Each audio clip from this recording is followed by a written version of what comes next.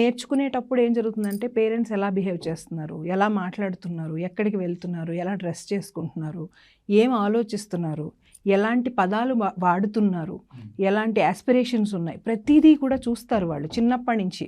And మనకి ఒక అలవాటు ఉందనుకోండి, ఆ అలవాటుని మనం పదే పదే ఇంట్లో రిపీట్ చేస్తూనే ఉంటాం. అటు వెళ్ళకు అనడానికి ఒక అన్పార్లమెంటరీ లాంగ్వేజ్ అని అనుకుందాం మనం. ఆ బ్యాడ్ వర్డ్స్ వాడి వాళ్ళని మాట్లాడడానికి ఒక డిఫరెన్స్ ఉంటుంది. ఆ డిఫరెన్స్ ఏదైతే ఉందో చిన్నప్పటి నుంచి బ్యాడ్ వర్డ్స్లోనే పెరిగారు అనుకోండి, they feel as if it's a normal thing. అది బ్యాడ్ వర్డ్ అని ఎప్పుడు తెలుస్తుందంటే ఎవరైనా బయట ప్రపంచంలో వాళ్ళు ఇదేంటి నువ్వు ఇలా మాట్లాడుతున్నావు అని అడుగుతారు. అప్పుడు వాళ్ళకి ఓహో కరెక్టే కదా అనే ఒక కాన్షియస్నెస్ వస్తుంది. అంతవరకు అది తెలియదు. As if it's a normal language they use. మనకు కొన్ని స్లాంగ్స్, కొన్ని ప్రాంతీయాలు ఉంటాయి కదా అలా. సో ప్రతి ఒక్క aspect of child's life is completely made of parenting itself. Parenting చుట్టూనే తిరుగుతుంది. అది దాటిన తర్వాతే మిగిలింది ఏదైనా ఖచ్చితంగా ఎఫెక్ట్ ఉంటుంది.